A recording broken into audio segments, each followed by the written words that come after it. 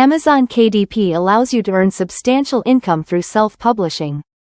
This guide will help you turn your KDP journey into a profitable venture. Step 1. Choose a solid niche. Research profitable niches with low competition and high demand. Consider popular categories like personal development and fiction. Tip: choose a niche you're passionate about to enjoy the process. Step 2.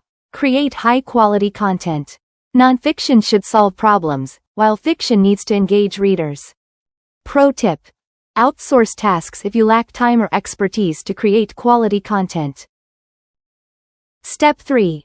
Build a portfolio of books. Start with a few books and gradually release more. Consider creating series for repeat purchases. Step 4. Optimize your book listings. Use relevant keywords in your title and description for better discoverability. Step 5. Design eye-catching covers.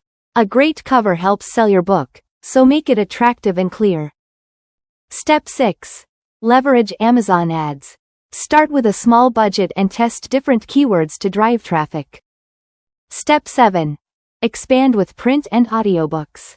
Use print on demand for paperbacks and ACX for audiobooks to reach more audiences. Step 8.